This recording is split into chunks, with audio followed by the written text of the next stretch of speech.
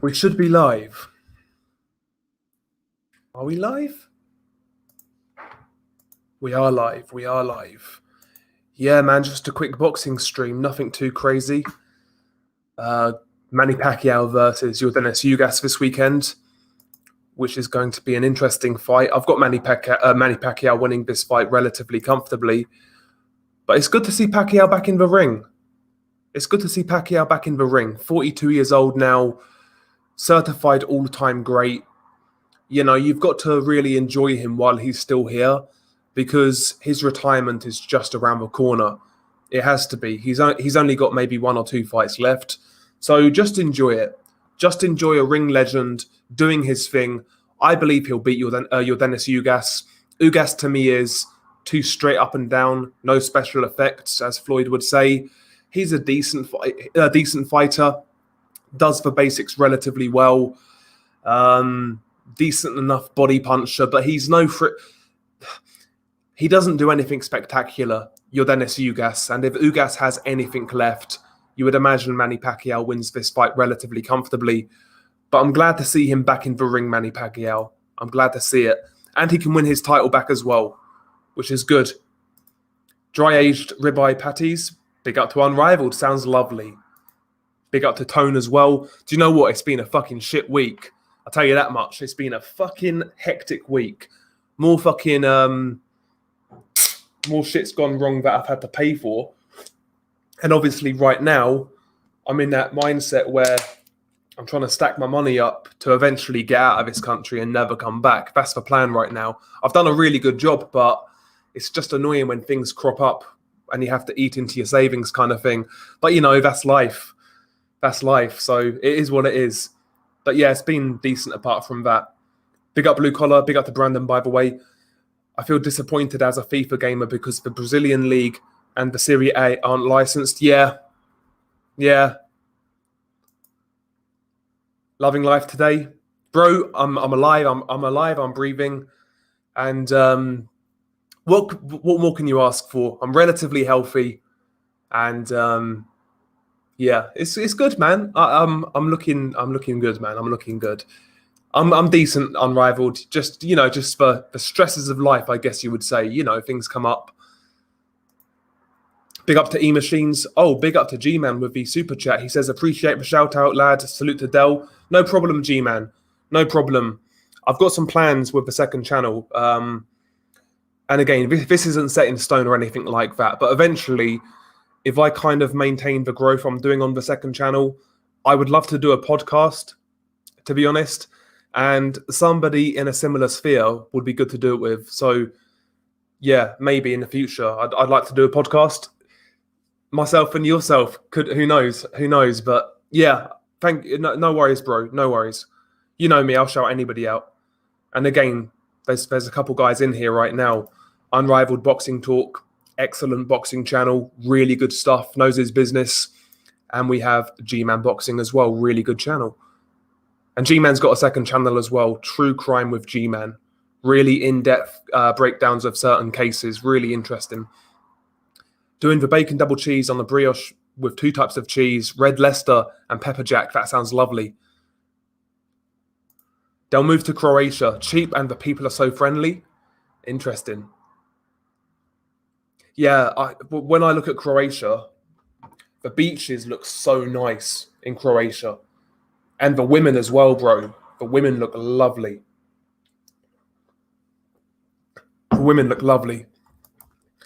Not sure there's a country to go to where they won't force the death jab on us. Perhaps Africa.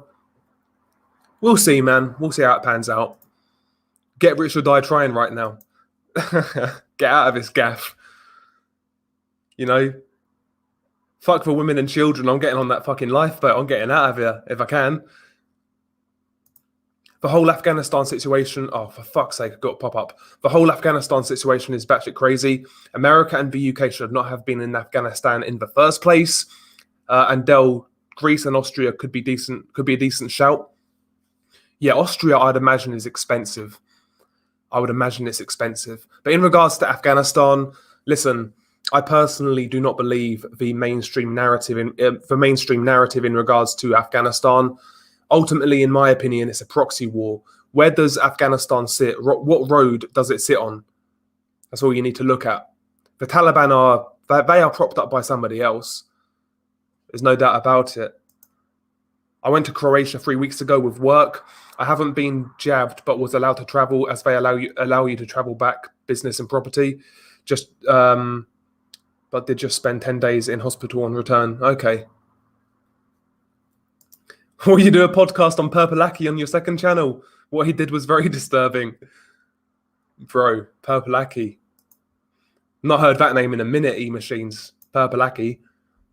If I move, the places I'm thinking are Hungary, Florida's possible, Albania. Interesting. Yeah, Hungary. I thought about Hungary as well, G-Man. So like Hungary, Romania, Bulgaria. They're countries that are on my list. Mexico is another one. Exactly. Just need to wait, I guess. I wouldn't be surprised, E-Machines, if they are. I wouldn't be surprised. I am drinking right now some Tyskie, that Polish beer. Never actually had it before. It's not too bad. Yeah, Austria pushing the postman's knock. Yeah, Austria's never really appealed to me like that, to tell you the truth. But yes, who knows, man. But that's the goal, man. The goal is to just stack some cash. Enough cash, really, where I'd want to go traveling for quite a few months. Just quit everything, basically. Go traveling for a few months, check out different places. And, visit new locations and really decide from there, maybe. I need to be financially independent in that sense, where I don't have to rely on like a 9 to 5 to get by kind of thing. That's what I need to really work on, whether it be investments, content creation, whatever it may be. That's what I need to work on. I heard that Purpleaki was in Belyu's camp for the hay fight. It had physio. It's tempting to talk about the horrendousness going on, but this is boxing. I think Manny wins by KO. I've got Manny on points. I think Ugas, he's a big dude. He can take care of himself, and I believe he'll survive the 12 rounds, to be honest. I believe he's got what it takes to survive. Exactly, G-Man, yeah. Exactly. Sweden, to me, sounds like a good week, a good sort of week's holiday. Try and nail some Swedish birds. That's really it. I've got no interest in Sweden, to be honest. Yes, big up to Brusco's. Really, really. I love hearing Brusco's talk on various live streams. So much enthusiasm for boxing, much like Mad Chad in that sense. Just so much enthusiasm for boxing, and that's what we need in this community. Sometimes we do get rather negative in regards to boxing, but guys like Bruce, Mad Chad, they get you hyped up, man. They really do. So big up to Brusco's. Really, really good dude. Alabama, Mississippi, Louisiana have low vaccine rates, and a lot of people are restricting the fake news, lying about increased cases, push their narrative. Yeah, there's some places, some locations in America I'd really like to see. Like Louisiana was one of them, believe it or not. Texas is another one.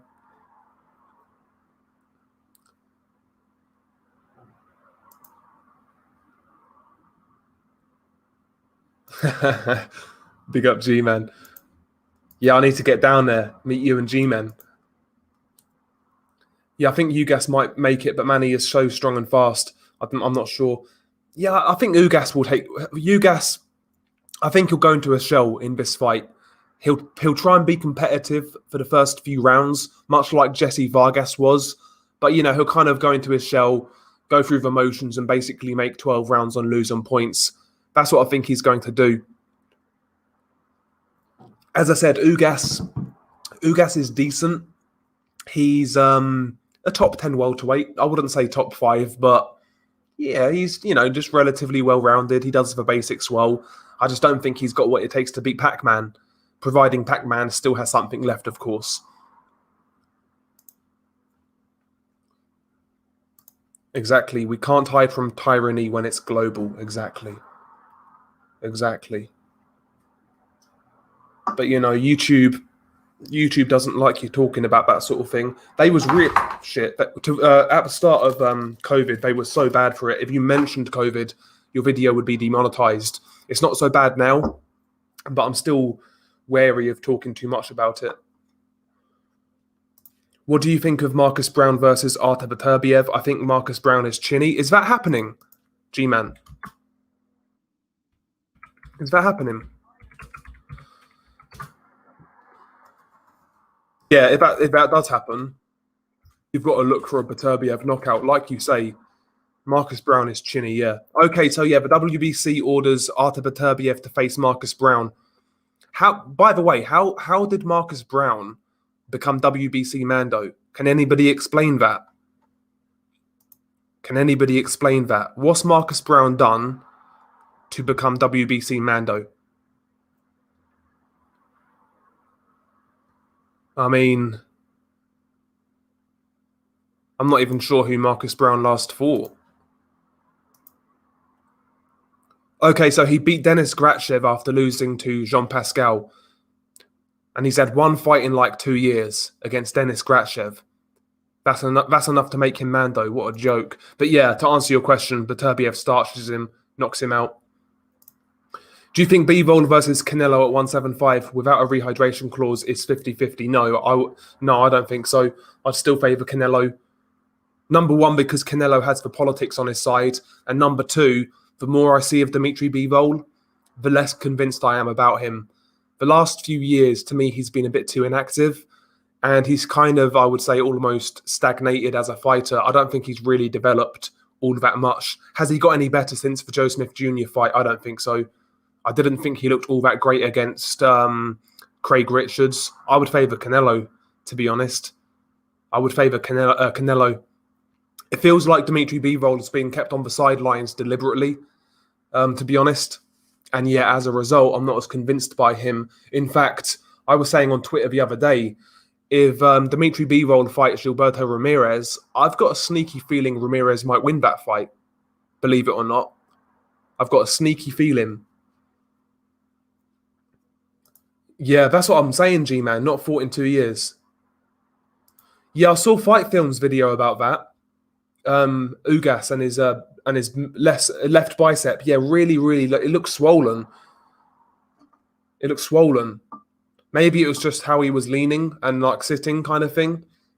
But it didn't look great. Exactly, G-Man. So he's not fought at light heavyweight since Jean Pascal in 2019, August 2019, and he lost that fight. So there you go. And by the way, another really, really good channel. This dude is fucking hilarious, by the way. Really, really funny guy. Red Gloved Militant. Nice to see you here, bro. But check out his channel. Really, really good stuff, man. Really good stuff. Yeah, these days, Amando's like a franchise, as in you basically petition for it. Essentially, yeah. You pay your sanctioning fees, and that's really it. Yeah, Marcus Brown is I always felt Marcus Brown had talent, but he was so inconsistent, and like G-Man said, his chin was so poor. But he does have talent. Canelo versus Bob Sapp. If Marcus Brown and Callum Johnson can fight Beterbiev, if Anthony Yarde can fight Kovalev, Craig Richards can fight Bivol, then why does Boateng need 2 or 3 more fights? Yeah, that's a good point. I'm just saying, like, when I say that, I'm just saying, like, if I was managing the dude, I wouldn't put him in there with Bivol next. But I will say this, I would pick Bivol to beat him, but I don't think that's like a wash, like a lot of people are saying. I think Boateng makes that competitive. I actually think that'll be a good fight. I'd like to see it next, to be honest. But if I was managing Boateng, I would have him fight Craig Richards and then maybe a Badu Jack before fighting Bivol. That's what I would do if I was Eddie Hearn.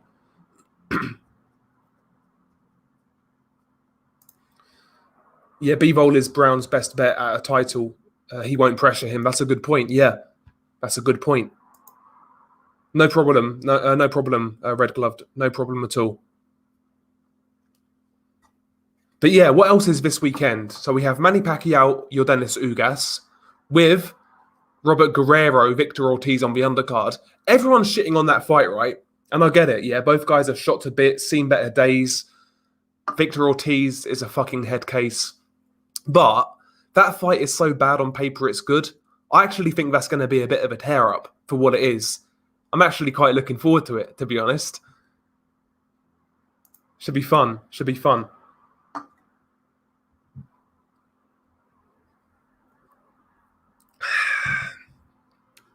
This beer is quite nice. This Thai ski stuff is quite nice.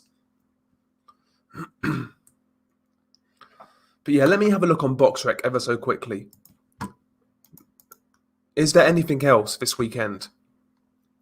I know the heavyweight prospect is fighting. Kazabutsky, he's fighting Joey DeWaco in Germany. That's a good little step up. That's a decent little step up. Okay, so the Manny Pacquiao full card's been announced on BoxRec at least. So Manny Pacquiao, Yordenis Ugas, Mark Magsayo versus Julio Ceja. That'll be a good fight. Carlos Castro versus Oscar Escondon. Castro should win that comfortably. Victor Ortiz, Robert Guerrero. And then after that, it's a whole bunch of prospects.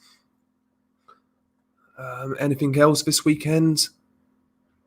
There's nothing really else this weekend, to be honest. Nothing else, to be honest. Just looking now. On that Germany card, the Zan Kazabutsky card, there's also Jose Lauderay making his return, another prospect in the heavyweight division from Cuba. Definitely a decent prospect. But yeah, just really the Manny Pacquiao card. Joshua Buatsi versus Elidia Alvarez or Chilemba. That should happen before Buatsi thinks about challenging for a title. Yeah, good shout. Both of those guys, fair enough, yep. That's how I see it, red-gloved.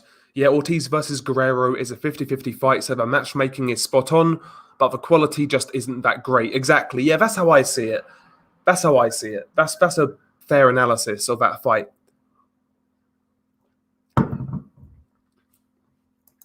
Isn't he fighting Rodriguez, Jared? Isn't he fighting Rodriguez? Luka Ioka. Let me have a look. I swear I saw he's fighting Rodriguez on September 1st. Yeah, Francisco Rodriguez Jr., yeah. It's a decent fight. Rodriguez can punch a little bit, but Rodriguez, I believe, was a champion at minimum weight. And I think he fought for a title at like flyweight or flyweight and lost. So this is at super flyweight. I'd imagine he'll get overpowered, to be honest. But he's a good fighter. He'll make it a fight, but I think he'll get knocked out. If Oscar wins, I think he fights anyone else, perhaps Tyson. He won't fight Tyson. If De La Hoya wins, maybe he'll probably call some bum MMA fighter out. Maybe like the winner of Tito Ortiz, Anderson Silva. Maybe that fight. Exactly. Hit the like button. Floyd wants a rematch with the Guerrero Ortiz winner. Christ. I did used to like Robert Guerrero though. I didn't mind Guerrero back in the day. And I tell you what, I'm not gonna lie about it. Victor Ortiz, when Victor Ortiz was on the come up years ago, I was actually really high on him, to be honest. Really good, he looked like a real dynamic boxer puncher, hit hard, exciting style. He had the look. I thought that guy was going to be not a big star, but I thought he was going to achieve a lot more than he did, Victor Ortiz. And then the Maidana fight happened. And after that, I was always skeptical. But even after the Maidana fight, he fought Berto in that Fight of the Year candidate. And he won that fight. So, yeah, Ortiz, to me, underachieved. Yeah, Anderson Silva would be perfect. Floyd don't want Spence or Pac. He wants that winner. Wouldn't be shocked, bro. Why does Mauricio Suleiman hate Dillian White so much? I mean, Dillian White, I guess, is a bit of a headache for Mauricio Suleiman. At the end of the day, none of us really know the full story with Dillian White and that situation. But all I remember Dillian White getting certain opportunities that he turned down. A straight shot at Anthony Joshua for the unified heavyweight titles. He turned down a Kubrat Pulev eliminator to fight Joshua for the titles. The WBC even ordered Luis Ortiz, Dillian White, and Matchroom tried to petition against that after the WBC ordered that eliminator. So Dillian's had his chances. He's just basically, I don't know, he wants it on his terms. He wants it on his terms too much. Dillian should have just fought Luis Ortiz. Oscar versus the winner of Ortiz and Ghost Guerrero. I'd watch it. Why the fuck not? I'd watch it. See, I don't really care about those sort of freak show fights. It doesn't really bother me like that. You know, guys like Jake Paul and all these old fighters coming back. It doesn't really bother me. The way I see that whole situation, a lot of people are moaning about it, about Jake Paul and Logan Paul and these old guys coming back. But ultimately, if boxing was in a much more healthy state and it was delivering what we wanted month in, month out, would there be as much of a place for these sort of fights? Probably not. It's just really a symptom of where boxing's at right now. I don't blame Jake Paul or Logan Paul or old fighters for coming back. No way. I'll do the same thing right now. Yeah, Spence would murder Floyd right now. Julian Jackson versus Tito Trinidad at 154. Tito by 9th round TKO because every time Jackson stepped up, he got knocked out. McClellan and Mike McCallum. That's a good fight, you know. That's a good fight. Tito could be hurt and dropped, as we know, but Tito had good recovery, almost like Marquez in a way. He got dropped quite a lot, Tito. So you can see Julian Jackson dropping Tito, but I think Tito might outlast him in a bit of a gunslinger match. That's a great fight stylistically. I've not heard anybody mention that fight, that fantasy fight. That's a great fight. Somebody's getting knocked out. Somebody's getting knocked out. I'd lean towards Tito winning, but that's basically a 50-50, in my opinion. That's basically a 50-50. Luis Ortiz, Charles Martin would be interesting. I'd watch it. I'd watch it. I'd rather see Luis Ortiz, Andy Ruiz, to be honest. But yeah, I'd watch it. Once Jake Paul took out Askren, I started taking him serious. Listen, man, a kid can fight. In terms of, like, the average man on the street, the kid can fight. The reality is he'd knock out 90% of the people who are saying he's a disgrace to boxing. That's the truth. Yeah, Floyd was ducking everyone fighting the likes of Ortiz and Guerrero in his prime. Yeah, especially Guerrero. Ortiz kind of made sense, I guess, because he was the WBC champion. That was fair enough, but Guerrero, come on, man. I remember. Jared Thompson's got Jackson by KO against Tito Trinidad. He might have taken a dive, to be honest. But, you know, Ben Askren is so shit. I wouldn't be surprised if he got knocked out. His hands are terrible. I think I could outbox Ben Askren. I could outbox Ben Askren. Give me a couple of weeks training camp. I'll outbox him. Might not knock him out because he's heavier, but I'd outbox him. Guarantee you. And also Jackson and Trinidad were both promoted by Don King. That would have been a great fight, bro. Would have been a great fight. I think I'd lean towards Tito, though. See, Unrivaled, myself, Unrivaled, Bruce, and I think it was Intangible. We was on a live stream with Mark the other night, and basically all four people, all of us had to make like our own promotional company, and we basically chose fighters throughout history to join our promotional stable. That was really good fun. And basically, if somebody chose a fighter, you can't then choose them. And we all had some interesting stables of fighters. Really, really good stream. Wouldn't be surprised. Yeah, Victor Ortiz. Do you know? Funny you say that, Ski Dragonov, and I like that name, by the way. I looked at Ortiz on BoxRec the other night, and I was surprised he's just 34. Yeah, crazy how his career fell out. Yeah. Basically, after the Mayweather fight, he was no more because he then fought Josecito Lopez, lost that fight, quit. Same thing against Luis Collazo, and he was done at that point.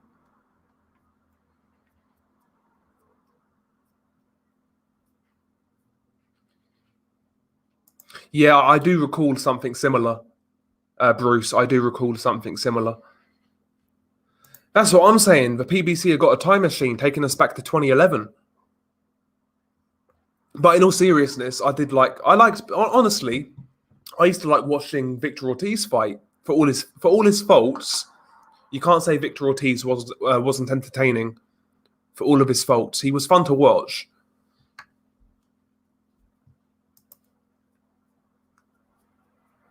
I wouldn't put Floyd up there personally. I wouldn't put Floyd up there. Ugas is older than Ortiz. Not sure about that, bro. Although having said that, it looks like fucking Ugas is going through alopecia right now. So God knows how old that guy is. God knows how old he is. I don't think he's 35. He might be older than Pacquiao, to be honest. You're Dennis Ugas. Okay. Naoya Inoue and Nonito both wary of Casemiro, both asking for testing. Chumps. Yeah, I didn't like... See, that was my thing with the whole Daenerys situation. It wasn't that Daenerys was being a quote-unquote simp. To me, that was just a cover story. It was the whole drug testing scenario. I just don't understand how people can't see that an individual fighter dictating the terms of drug testing for a fight. I can't see how fans don't see that as a problem when like an individual fighter can dictate who is used, what type of testing is used. To me, that's a problem. That's a conflict of interest or a potential conflict of interest. Yeah, to me, Daenerys ducked Casemiro. He ducked him. As for Inoue, I've not heard about that, so I need to look into that. Yeah, McClellan. Yeah, oh, fucking hell. I think Golovkin outlasts him in a real hard fight, Jared. Be a great fight, though. Funnily enough, I don't think I've seen that fight. I didn't watch it live. I know that. I didn't watch it live. But Ortiz was good, man. He had potential, Victor Ortiz. He definitely had potential, just a mental midget. Ugas is listed at 35. Yeah, he's had a hard paper round. You're Dennis Ugas if he's 35. Another interest. I don't believe he's 8 years older than me. You're Dennis Ugas. I don't believe it. Fernando Vargas versus Sergio Martinez at 154. I'd lean towards Sergio. That'd be a great fight as well. At 154, at his best, I might go Vargas, believe it or not. Nah. Floyd never fought a murderer's row, in my opinion. On paper, the names look great, but like when he fought them, the circumstances surrounding those fights, it just kind of takes the shine off some of those wins, as far as I'm concerned. Yeah, Julio Cejar's always in good fights, Nathan, and Maxeo is pretty fun to watch as well. Okay, Inoue's also asking for weight management. Sounds like rehydration clause. Okay. Oh, is Inoue starting to feel himself, is he? If that's true, that's disappointing. And Fight Film saying that he's asking for various drug testing stipulations. If that's true, that's disappointing. Hopefully that's not true. Del's main BBW versus his side BBW. Who wins? Fuck's sake. Dear. And now Unrivaled's getting in there as well.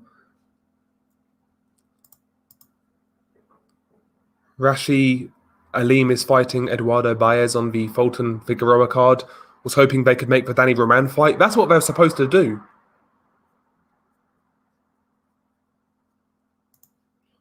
Yeah, I'd say your Dennis is closer to 45 and 35. Yeah, Aleem's decent.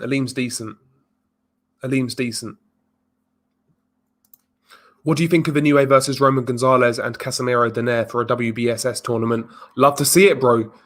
But, the World Boxing Super Series, I think, now is in trouble, to be honest.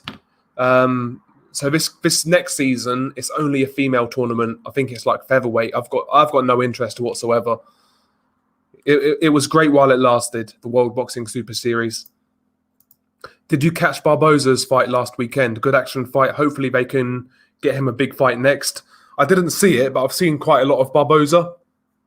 I must have seen 6 or 7 fights on top rank undercards. He's a pretty good boxer, actually, Barboza. Quite high volume. He'll mix it up. Not a big puncher, but he's decent enough. He'll make fights entertaining. I think his ceiling is like fringe top 10 level, maybe. But he's decent enough. He's not too bad.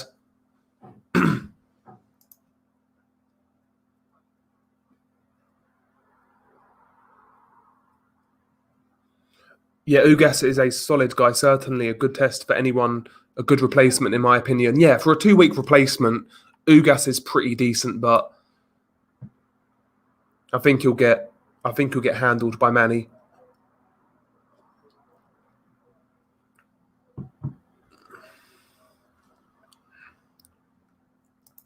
Now, Oscar wasn't prime.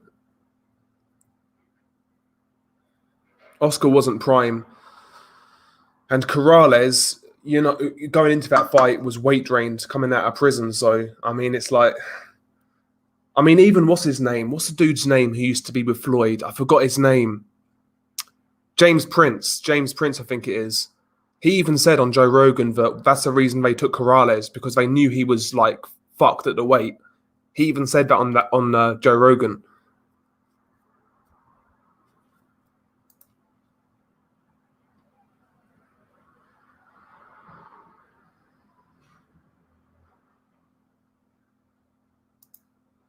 Where do you rank Inoue pound for pound? I don't do pound for pound, to be honest. It's not really my thing.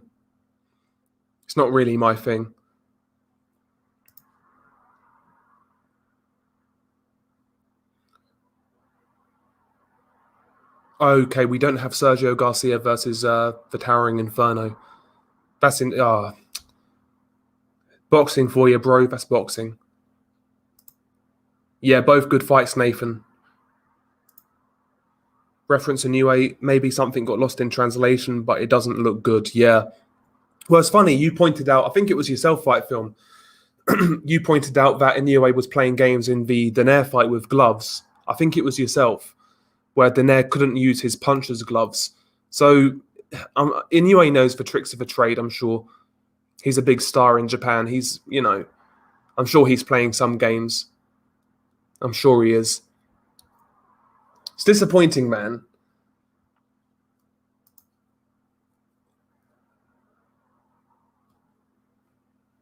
How do you rate the Maloney brothers? They're okay. The one who fought Inoue is better. Is that Andrew?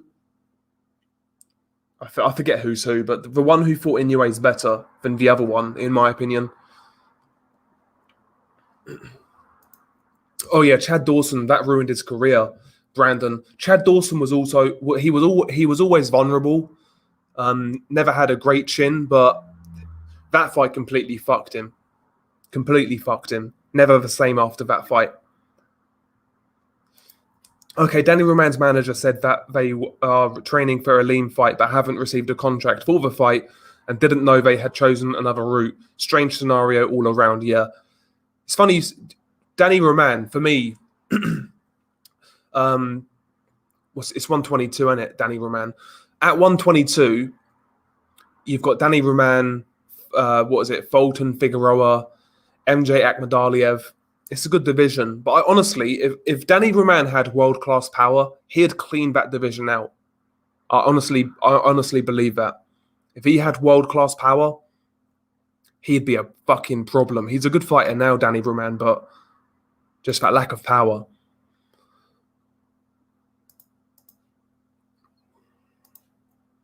Yeah, I think Matthias beats him, Nathan, but it's a good fight.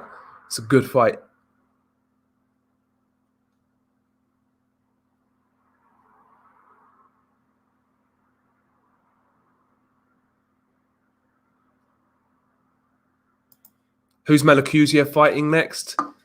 Fuck knows. He needs to get in the gym. Protect himself a little more.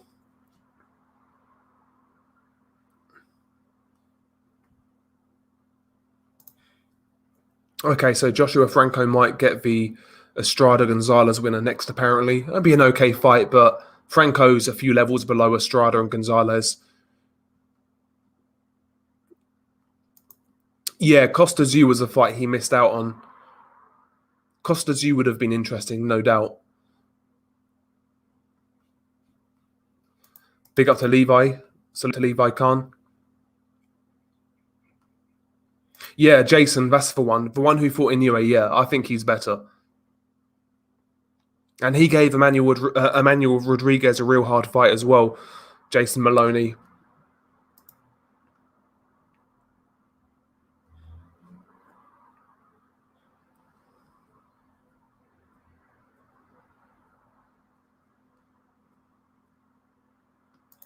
Bad Chad is from Hartford, which ain't far from New York City, where I'm at. I've seen him spar up here many times. Absolute machine.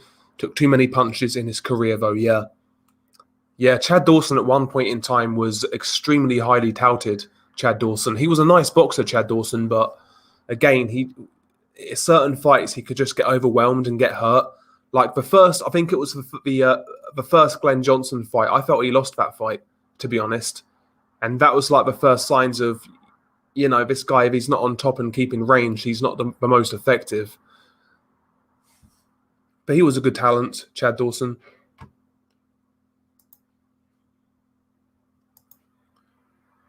Joey the Tank's going to sleep this Kazakh kid tomorrow night.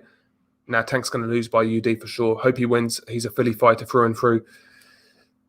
Yeah, Joey Deweyko, yeah. He's fighting in Germany.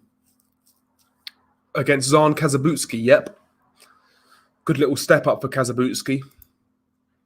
Carlos Castro was let go by Top Rank. He's now PBC fighting Oscar Escandon this week. He looked good versus Cesar Juarez, in my opinion. Yeah, I saw that fight, Nathan.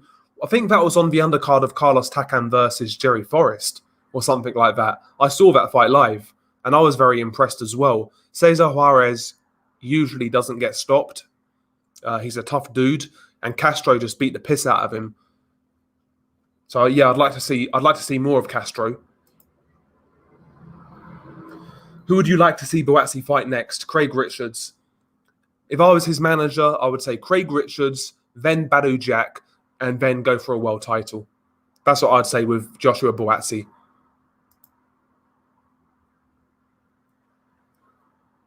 Yeah, Glenn Johnson, Road Warrior, forgot about his name for a while. What a legend. Yeah, had a great year in 04. I think he beat Tarver, Roy Jones, and who is it? Tarver, because he got Fighter of the Year in 04, Glenn Johnson. I think it was 04. And he beat Roy Jones, Antonio Tarver. Who was the other one? Was it Clinton Woods? But he had a really good year.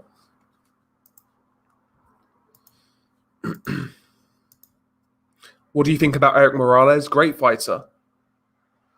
Great fighter. I preferred Barrera, to tell you the truth. Like out of that trio, Barrera, Morales, and Marquez, I'd say Barrera's my favorite. But yeah, Morales was a great fighter. Great fighter.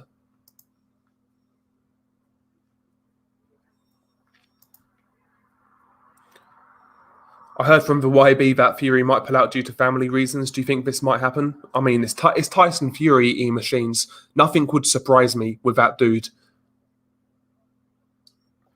To tell you the truth, I'll be pleased to see the back of Tyson Fury. I'll be pleased to see the back of him.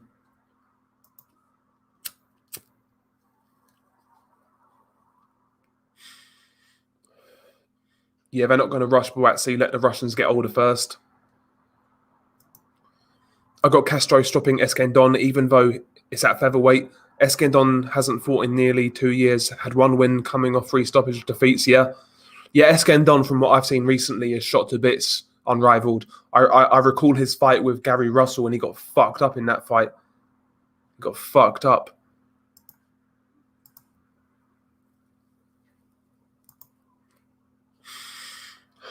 McKinson's too boring. I agree. I still say, though, I still say chuck him in there with Conor Benn. I think that'll be a decent fight. Conor Benn at least will try and make him fight. Big up to Fight Media 360 in the house.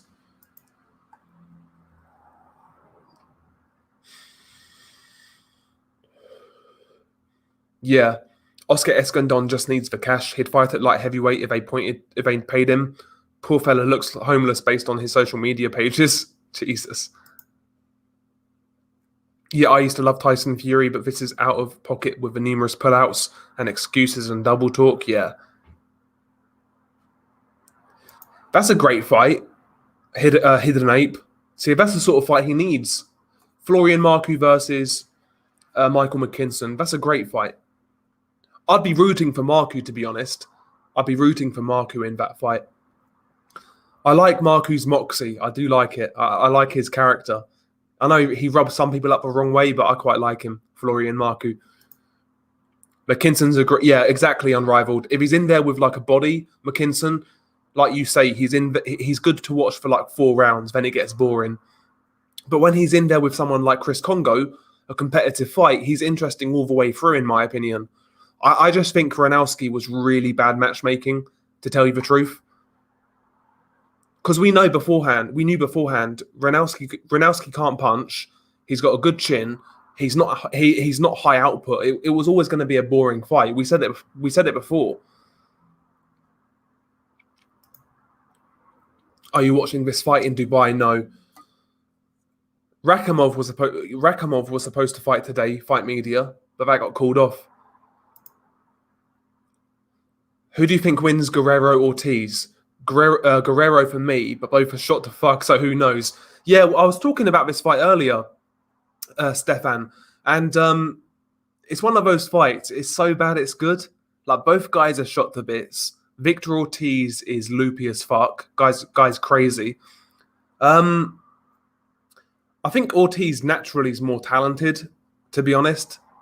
Bigger puncher. Wait, do you know what? We're going to go Victor Ortiz. We're going to go Victor Ortiz by knockout. I'm actually looking forward to that fight, believe it or not. Be a fun fight. Why not? Yeah, Tyson Fury is expendable now. He did all we needed him to beat. We did. Yeah, he did all we needed from him to beat Wilder. Exactly. I'm not a big fan of any of these sort of top 3 mainstream heavyweights: Wilder, Fury, Joshua. Not a big fan of any of them.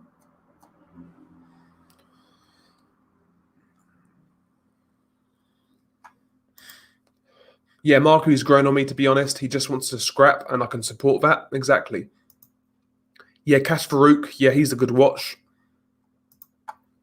Yeah, I'll be glad when he's gone, Max.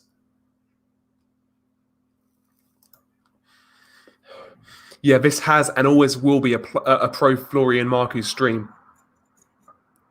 Yeah, big up to Florian, man.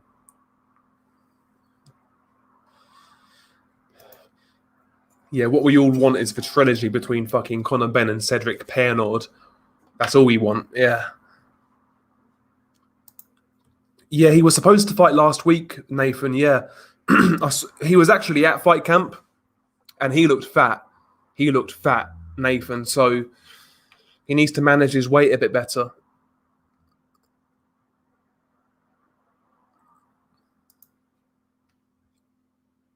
Probably, yeah. That's the go-to excuse, isn't it? Fight Media's got Guerrero by split decision. Tone says Ortiz is going to quit. I made a video on Rigondeaux, Dorothy. I made a video. And yeah, Rigondeaux for me was...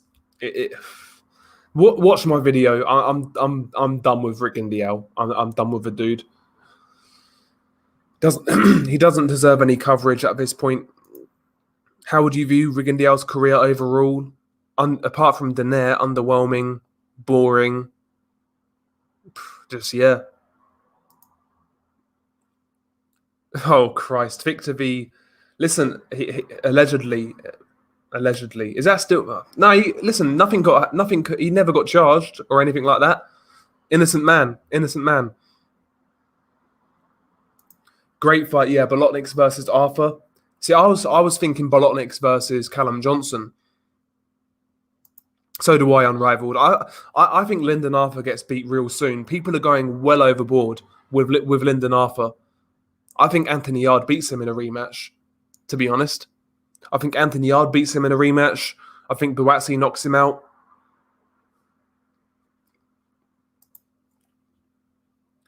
Yeah, Callum Smith is fighting at 175 against Lenin Castillo. Yeah, again, another guy who just underwhelms me so much. Callum Smith, man. Bear in mind, this guy became WBC Mando in like 2014 or 2015, and it took him like God knows how long to fight for a title in the World Boxing Super Series. He won the World Boxing Super Series by beating Eric Skoglund, a kickboxer, and a washed fucking George Groves. Then he got a robbery win over John Ryder, and then he stunk the joint out against Canelo. Forgive me, but Callum Smith just doesn't interest me at all. At all. So apparently, Charlo's got to fight his IBF Mando. Was it Merkel? What's his name? Merkezliev or something like that?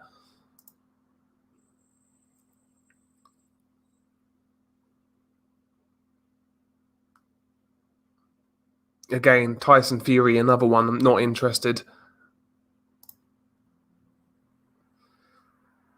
Don't care, to be honest, Levi. Really don't care about Canelo, like that whole scenario. Don't really care.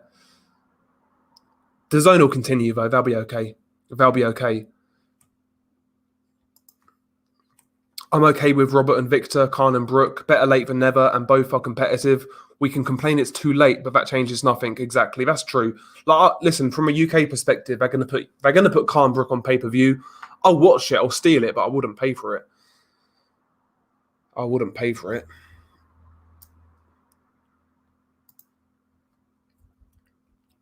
Lomachenko on points.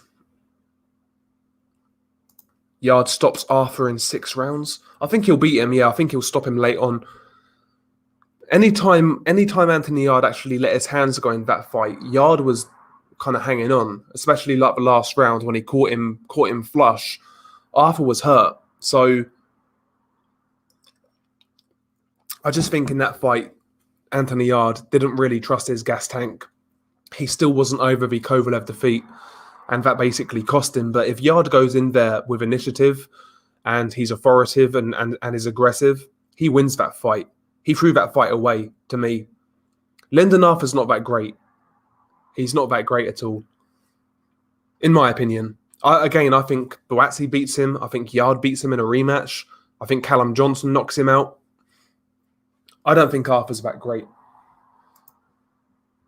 I don't think Arthur gets overrated, to be honest. A few people in the UK overrate him. Like, I've seen people say that Lyndon Arthur beats Joe Smith Jr. I can't see it. I think he'll get knocked out. I thought Callum would retire after laying down for Canelo. I wish he did, to be honest, Max. WBC have now ordered Jaime Manguia versus Sergey Davianchenko as a final eliminator. I'll tell you what, Sergey Davianchenko gets some good fucking opportunities, considering he's the last like 5 fights he's lost 4. 3 or 4, something like that. He's lost like 3 of the last 4, I believe. So yeah, I mean, it's a good fight. It's a good fight. But I'd imagine at this point, Manguia is just going to overwhelm him, outwork him, be too fresh, too young, too strong, too big, kind of thing. But it'll be a fun fight to watch. It'll be a fun fight to watch. Not really got any problem with it. And I like watching Manguia anyway, so that'll be a decent fight. Yeah, Billy Joe Saunders looking like a fat pig. I saw that picture. His eye looks fine, though. His eye looks crystal. Looks great. Like a quadruple fracture in his eye socket. Apparently. Never saw it, Nathan. Never saw it. Arthur might use both hands in the rematch. I think that could lead to him getting knocked out, to be honest. Callum Smith boxed Canelo like a journeyman. Absolute disgrace, yeah. And people out here saying how brave Callum was and how tough he is and all this bullshit. I thought he disgraced himself. Fighting to survive. 17 of 22 of McKinson's opponents don't have a KO ratio above 40%. Michael McKinson's highest KO ratio opponent is 56%. Marku would ice him. I heard about it, Nathan, but I never saw it. I heard about it, though, yeah. That'd be a decent fight at this stage. He's another one, though. He's another one. Fucking Rocky Fielding. The human lawn chair. Rocky Fielding. Rocky Folding. Disgraceful, man, when he fought Canelo. Every single time he got touched to the body, took a knee, smiling like a Cheshire cat. That guy's a prick.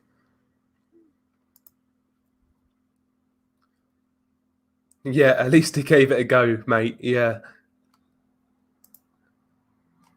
Yeah, McKinson would outbox Marku. Not sure.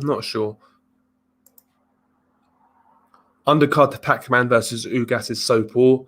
I'm just going to watch WWE SummerSlam until the fight starts. Fucking hell.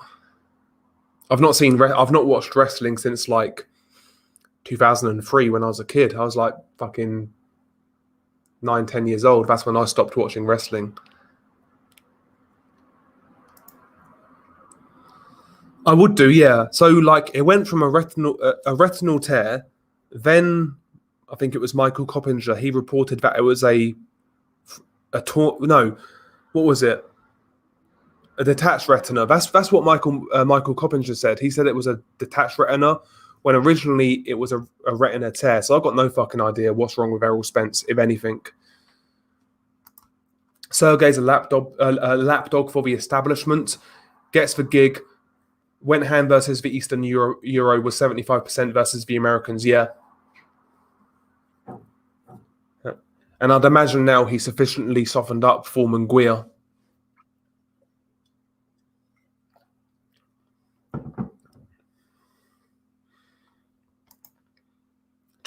Oh my days. Callum Smith tried everything in the Canelo fight and nothing was working.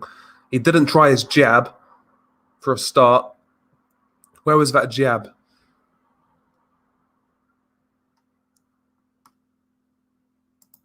Edgar Balanga versus Rocky Fielding. Again, Rocky Fielding's another guy I just never want to see again, to be honest.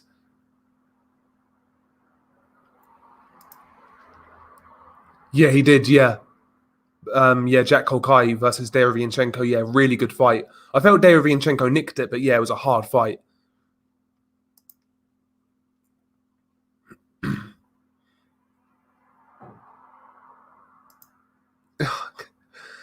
Not a fan of Fielding, but you can't blame him. He was completely outmatched and gave it a go.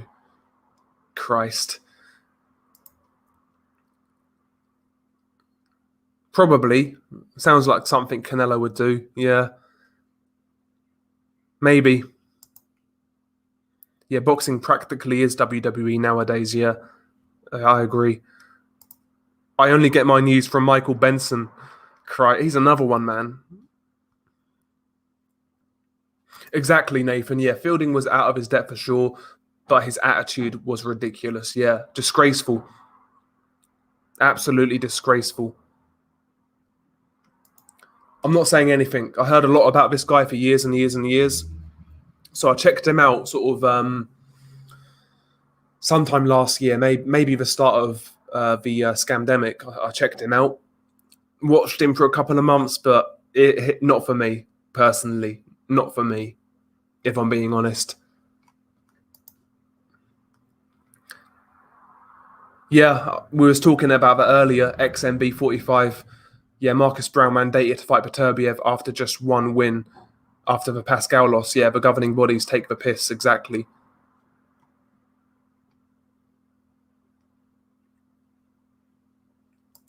I think so, yeah. If he does, it'll be late on. It'll be late on.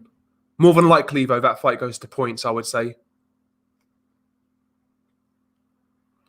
WBA have said there's 10 days left to negotiate Ryder versus Morrell, implying purse bids on the way. Yeah, that's a good fight, unrivaled. I quite rate David Morrell.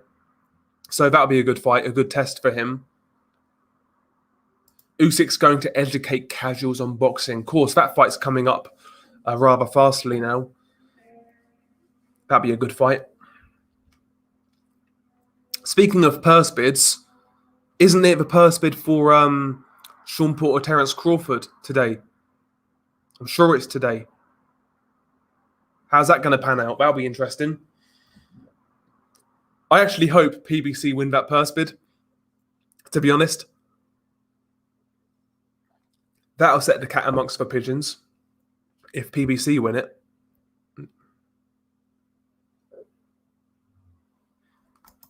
Okay, so hang on, Luke. Where's Luke? There you go.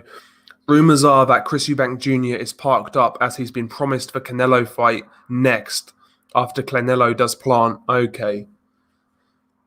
Funnily enough, as much as I don't really rate Eubank Jr. as like an elite level fighter, I actually do think he'll try against Canelo, to be honest.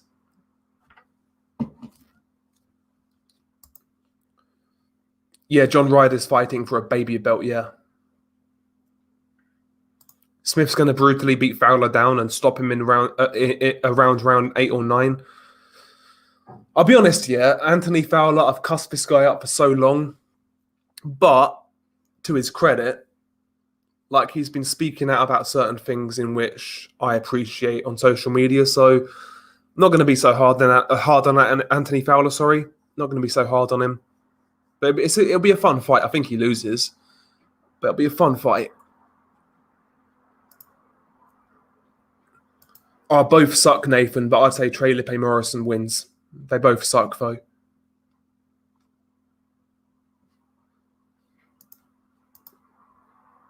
Is Josh Taylor easy work for Pacquiao?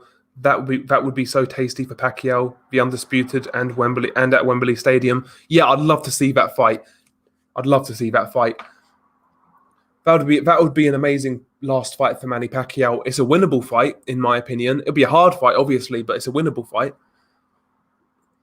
See how Manny Pacquiao looks against Ugas, and we can go from there. But Manny Pacquiao was talking about that, I believe. At least that's how it read on Boxing Scene, that he'd be open to that fight. So I'd love to see that fight, Taylor versus Pacquiao. That'd be a great fight. But if it's the same Pacquiao from Keith Thurman, I think he beats Josh Taylor, to be honest. I think he'll beat him.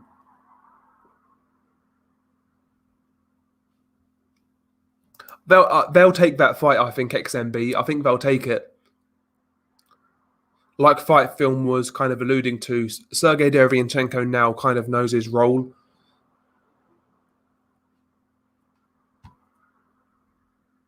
Okay, today's the deadline for Crawford Porter. That's what I thought.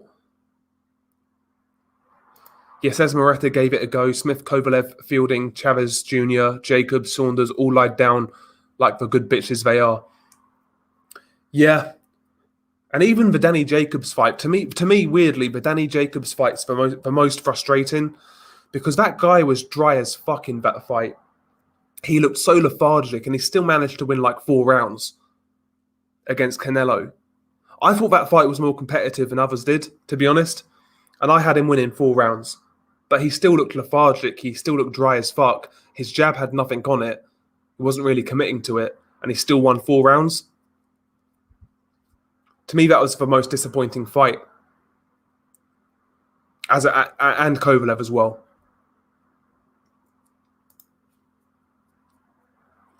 Wouldn't be shocked, bro. I wouldn't be shocked.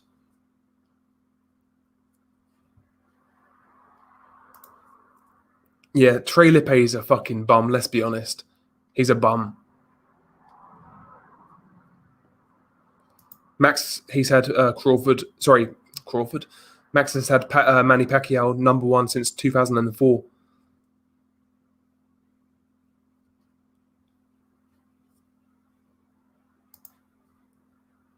What do you think of the cruiserweight division? That division should be trashed or not? No, it's been a good division, cruiserweight.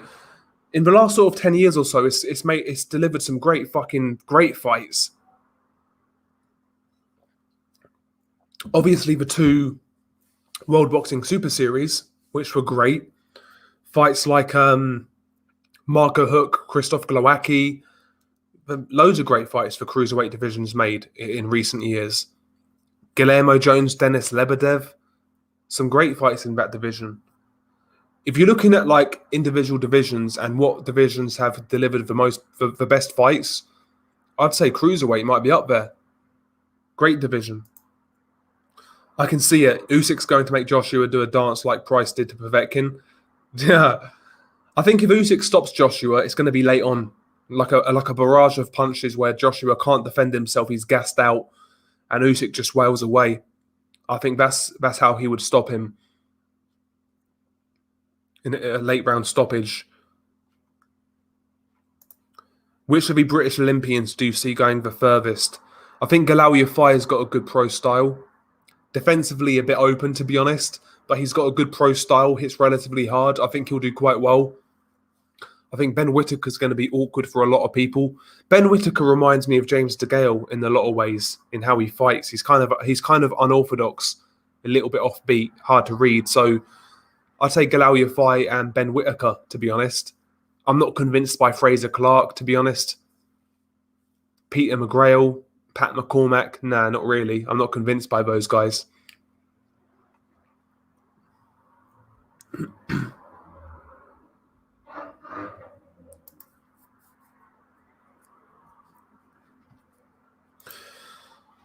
I mean, if Crawford doesn't fight Porter, I'd say Terence Crawford, to be honest. If Crawford and Porter happens, fuck knows. I mean, just stay busy, really.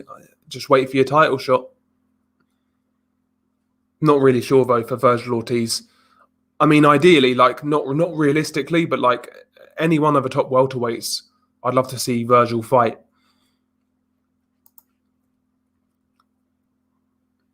Yeah, I'd be hyped as well. Crawford versus Porter. I'm worried that Al will tell Porter to duck out if PBC lose the purse bid and make him fight Furman again. Yeah, we'll see how it pans out. I think Porter must be expendable at this point. He must be expendable. Surely. Like, Al's never really seen Sean Porter as like a integral piece of his jigsaw. Sean's always been that dude who, while he's a very good fighter, he's kind of there to serve the house fighter kind of thing, or the more favoured fighter. He's always there to serve that guy. Like, I thought he beat Keith Thurman, to be honest, but he never got the decision. Like, he's always gonna play second fiddle. He's not one of Al's favourites. So even if they lose the purse bid, I think it still might happen. Cruiserweight division's weak as hell these days. Not too much depth. Brilliant division over the years, though, for sure. Yeah, like right now, there's some good fights to be made still. I'm not sure what's going on with Briadis. He was talking about moving to heavyweight. Now he's talking about fighting Okole. Okole Briadis will be a good fight. Makabu versus Briadis. Makabu versus Okole. There's still some good fights to be made at cruiserweight. I'm down for Bridgerweight because this era of freak-sized heavyweight sucks, in my opinion. Yeah, I mean, listen, if it delivers good fights, it delivers good fights. That's really all that matters. I don't necessarily think the amount of divisions in boxing's the problem.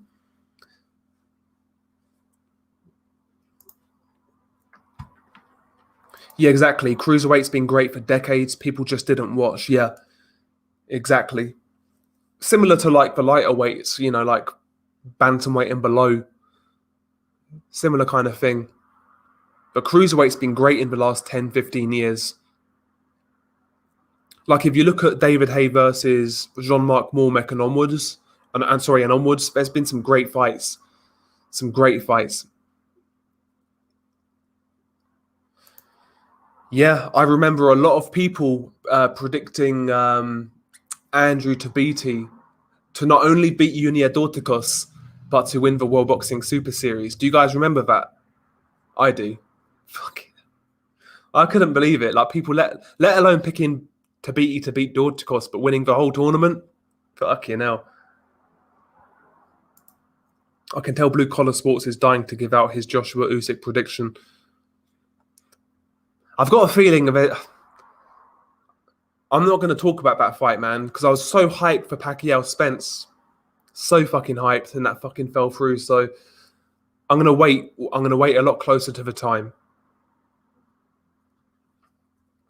But I still think there's going to be some fuckery, either before the fight or in the fight.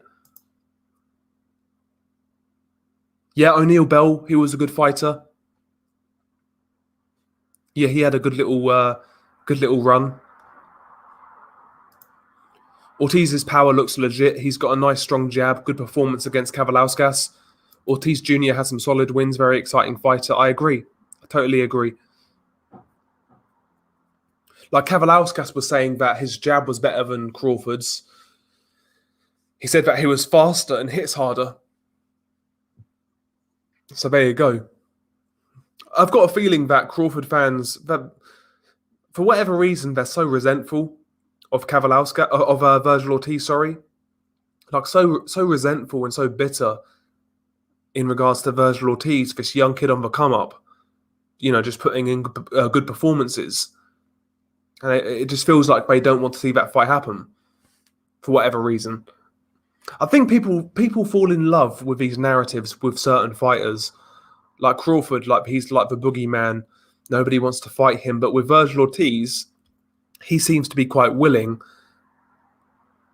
And I don't think the Crawford fans really like that. I think they enjoy the narrative that Crawford is this supposed boogeyman that nobody wants to fight. And they don't really want to see him fight anybody, if that makes sense.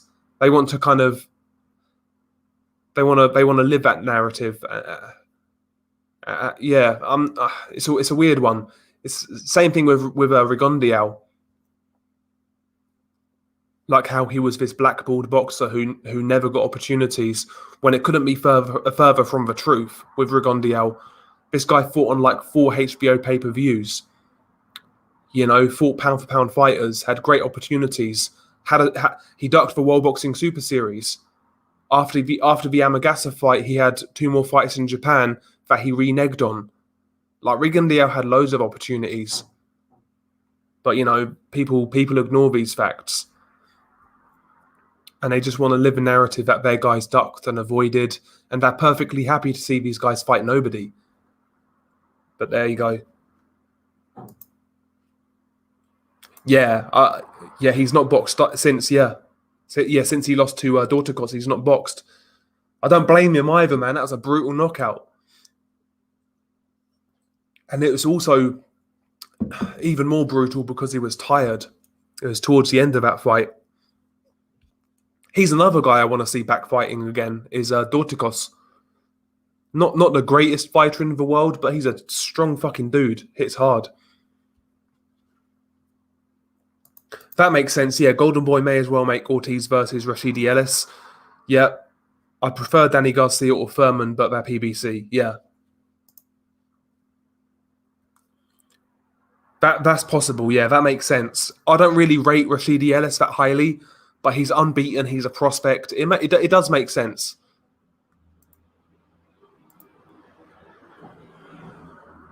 O'Neal Bell and Vernon Forrest were both nice guys I met in Atlanta, and both tragically murdered, yeah. Vernon Forrest did he get robbed and he chased for robbers and got shot? Something like that. Yeah. I always heard that about Vernon Forrest. I don't really know too much about O'Neal Bell as a person, but I always heard that about Vernon Forrest, how nice he was.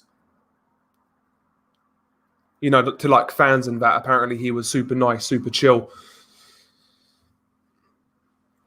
But yeah, Vernon was a good fighter, man. He beat the fuck out of Shane Mosley twice. Yeah, go watch Adamek's fights at cruiserweight. Go watch some of Huck's 14 title defenses. Anything Lebedev did. Cunningham fought all over the world. Diablo trashed Falls. Troy Ross was fun. And Juan Pablo Hernandez did some things, yeah.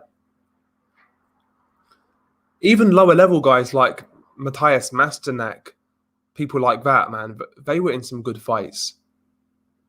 I remember this Enzo Macronelli, that dude, like knockout or be knocked out. Yeah, man, some great fights. David Hay, yeah, another one. Not sure how true it is, but apparently David Hay's doing some things in the gym he's never done before and beating all of his track times. David Hay is like the greatest hustler in boxing, man. Yeah, Vernon Forrest was tall, lanky. He could have punched over Mayweather's shoulder roll. I think Vernon Forrest would have been a very hard fight for Floyd stylistically. I said that in somebody else's stream like months ago. I'd have loved to have seen that fight. Vernon Forrest Floyd.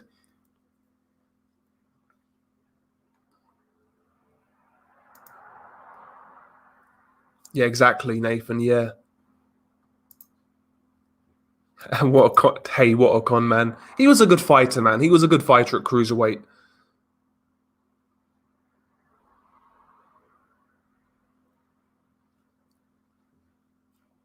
Yeah, that's another fight. I was talking about this fight months ago in regards to cruiserweight. Yeah, Adamek versus Cunningham one for the ages. Adamek versus Briggs. Even that bum KO'd Roy Jones Jr. in Australia held it down for a bit. Yeah. Yeah, there were some great fights in that division, man. Even like, I think it was Dorticos versus, not Makabu, it was Dorticos versus Kalenga in France. That was a crazy fight. Like some random ass fights, but great fucking fights, man. Great fucking fights. Makabu versus Kudryashov more recently. Really good fight. Kudryashov Duradola. Another great fight.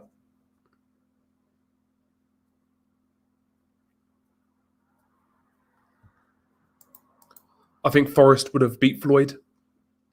Would have been interesting.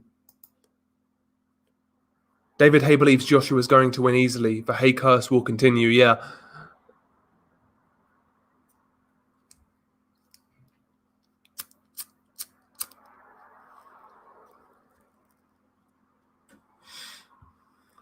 Yeah, Haye's always been a master salesman. He was a very good fighter, though, in his prime, yeah. When I was a kid, so David Haye was like really coming up from what I remember, like 05, 06. That's when I kind of really got into boxing hardcore, I guess, as a kid. And David Haye was always my favourite. As I grew up, I realised kind of what he was. But I'll always have some fondness for David Haye. So I liked his style of fighting. He was fun to watch. Big puncher. And I've met David Haye once before as well. This was like 2012, like after the Chisora fight, and he was proper down to earth, like sound. Like gave me a lot of time as well. So like David Haye, listen, he is a bit of a con man, but I think he's likable enough, David Haye, as a person. I think he's likable.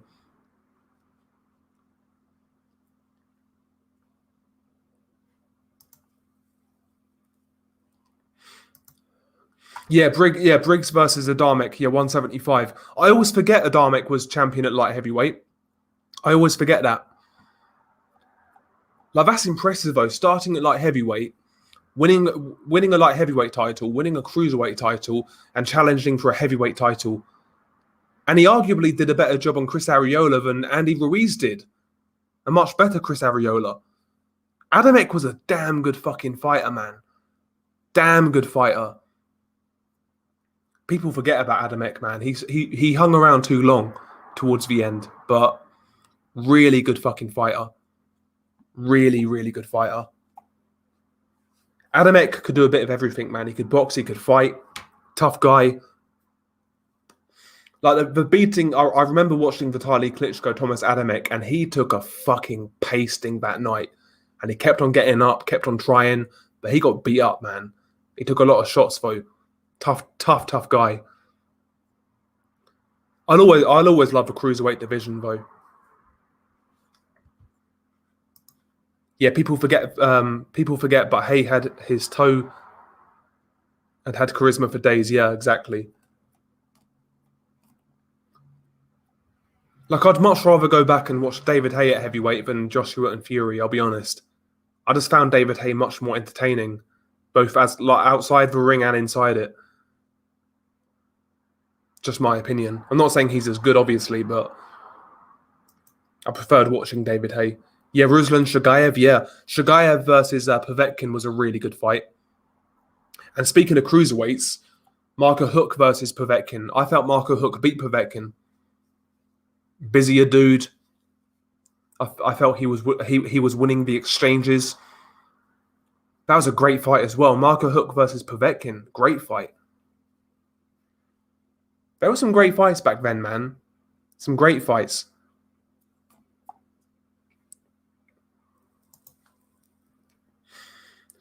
I'm not going to lie to you. At the time, I was picking David Haye to beat Tyson Fury. I'm not going to lie. Oh, I was picking David Haye because that was after Tyson Fury fought Steve Cunningham in America, and he got dropped by the overhand right. And me back then was thinking, oh, David Haye's got an overhand right. He hits hard. He's quick. Therefore, he wins. Like, I was picking David Haye as a young boxing fan. The South African dude, he's okay, but he needs to step up. He's had the IBO title for a while, but he needs to step up, man. Kevin Lorena. Callum Johnson might get an IBF eliminator against Fan Long Meng. If it gets ordered, we'll see. We'll see.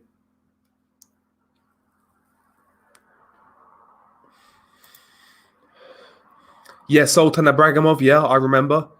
He had a brother as well, Timur Ibragimov, who was shit. But yeah, Sultan was a good fighter. Kind of awkward. Yeah, he retired after one loss to Vladimir. Yeah, because that's the fight which kind of got Vladimir kicked off HBO for a while. The Ibragimov fight in New York, I think it was.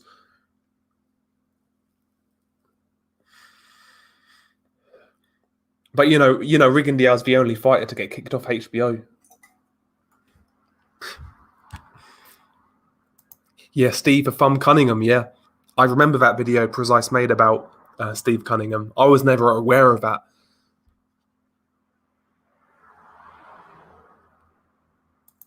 It's hard to say, Jared. It's hard to say, but Povetkin could have handled himself in any era, in my opinion. Not saying he'd be a champion in every era or anything like that, but he could hang. He could hang in any era. He'd be a contender. He'd be a contender in any era. Povetkin had a beautiful style when he was at his best.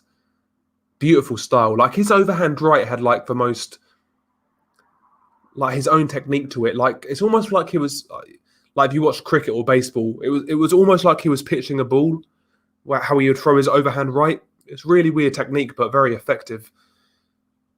Hard to see coming. Yeah, Vasily Girov, hell of a cruiserweight. I recently saw him. He looks about 18. Yeah, Vasily Girov, yeah. Vasily Girov, James Toney. What a fight that was. Who else did Vasily Girov fight, and it was a really good fight? Was it Joe Messi? Do you guys remember Joe Messi? That was a good fight from what I recall.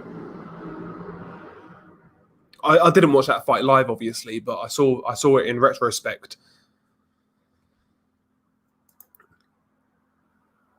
Yeah, Povetkin, left us with one of the best knockout reels, that's for sure. Yep, some great knockouts, man. Manuel Char, David Price, Mike Perez, some of his early knockouts as well in his career. Johan Duhaupas, that was fucking brutal.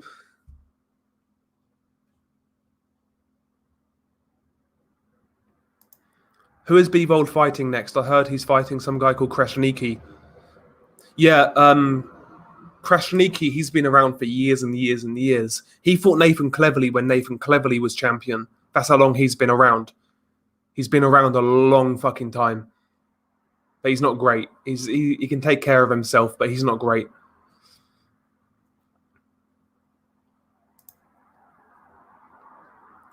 Yeah, Povetkin versus Ortiz. Yeah, I would have liked to have seen it. I think Povetkin would have knocked him out, but would have been a good fight. Not a knock on Joe Louis, but Povetkin puts him to sleep. The book dweebs are not going to appreciate you saying that, but I can see it. According to these people, these quote-unquote historians, boxing's the only sport to never have, developed over the decades. In fact, it's got worse, according to these guys, in terms of technique, sports science, and whatnot. Every other sport's got better apart from boxing.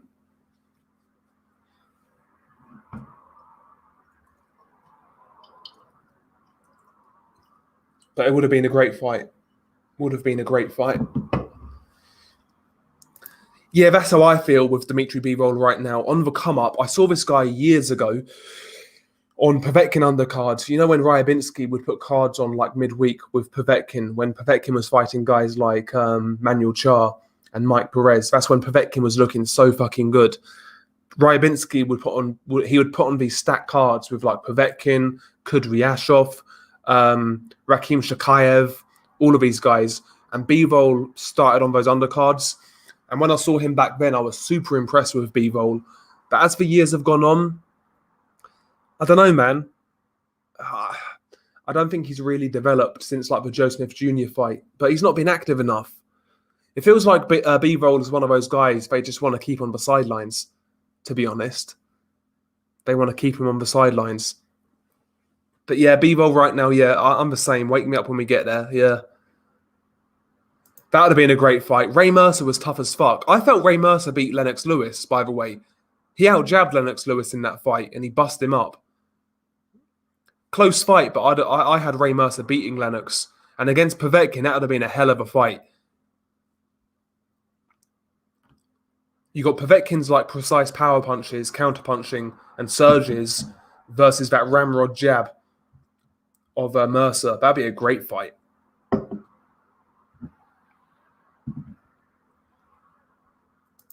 Yeah, he knocked out Dominic Bozel, yeah.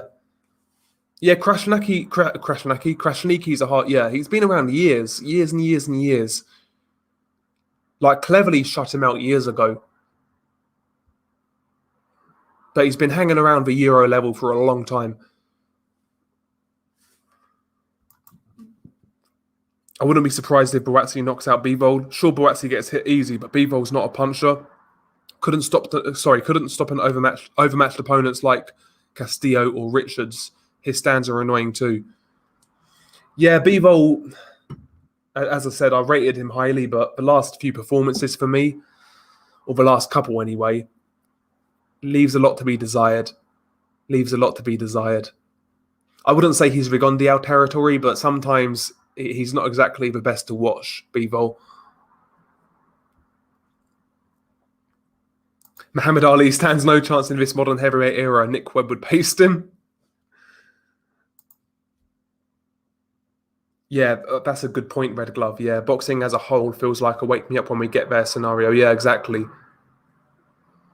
Exactly.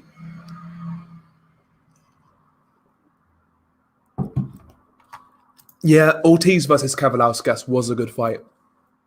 And I think that's why people like Ortiz. You know what you're going to get. You're going to get a show.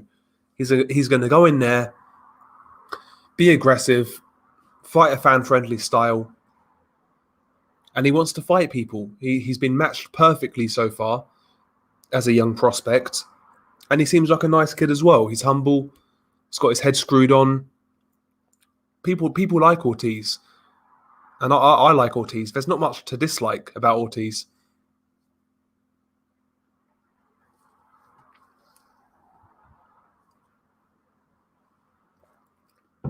But yeah, I mean, if Crawford fights Porter, I'd say Rashidi Ellis is probably the best shout for Victor.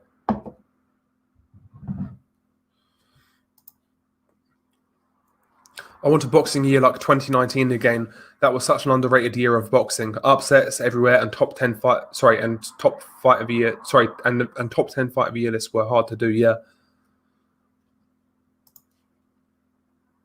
Yeah, Buatsi is far too easy to hit in comparison to Richards. Is Buatsi going to fight negatively like them two?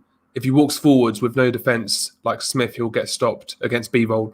Yeah, Bivol does hit hard. Bivol does carry power. I don't believe he doesn't hit hard at all. Like, he hurt Joe Smith Jr., for example. Joe Smith's got a pretty good fucking chin. Like, towards the end of that fight, like, Bivol was on the verge of the referee jumping in and stopping it. Like, Bivol hits hard enough when he commits. Just doesn't do it enough for my liking.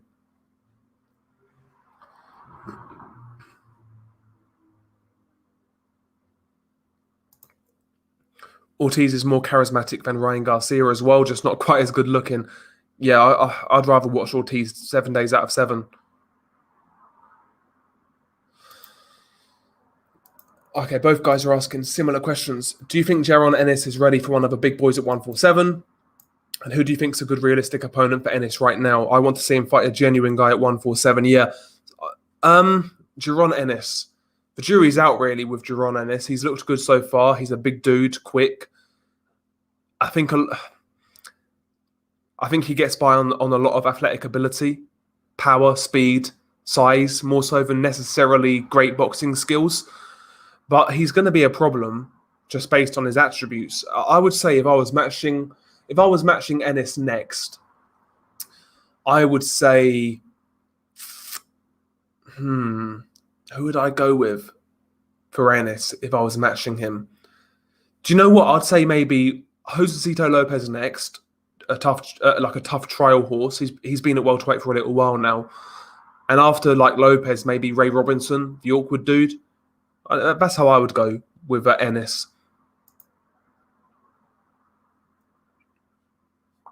Khan. I think there's a lot of ability there, XMB 45. I just think Bivol is one of those guys who's not really shown it all yet. And to me, that's just frustrating. Like, there's no reason why like Lenin Castillo should have gone the distance with him.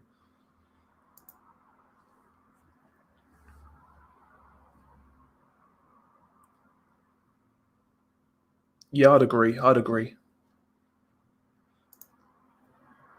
Yeah, Joe Smith is very flawed technically. Bivol should have finished him, but Smith is very durable, yeah. Smith's got a very good chin. But Joe Smith right now has pissed me off. Like, obviously that fight with Maxim Vlasov left a lot to be desired. It was a really good fight as well, but the decision, in my opinion, was bogus. I felt Vlasov clearly won. Like 8-4 kind of thing. And on top of that, he's not fighting Beterbiev next. He wants to fight, so he's going to fight Umar Salamov, his Mando, which kind of makes sense, fair enough. And after that, he's going to fight Danny Jacobs, apparently. I mean, come on, man.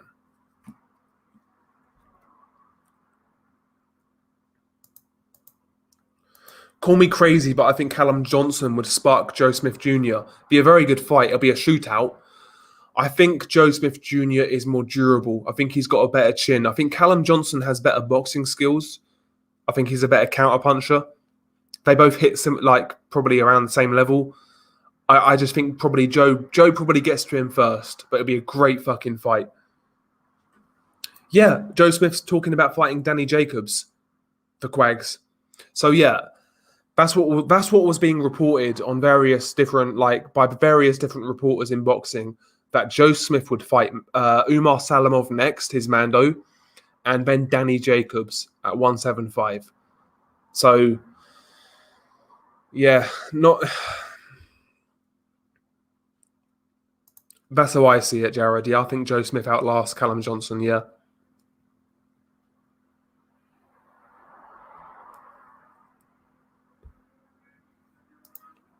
That's actually fair, XMB. That's actually fair. Although, having said that, I will say I do think Craig Richards has got a lot better. I would say maybe now he's Euro level, Craig Richards. But it's true, like Lenin Castillo, there's no reason Lenin Castillo should be going the distance. I don't care what anyone says.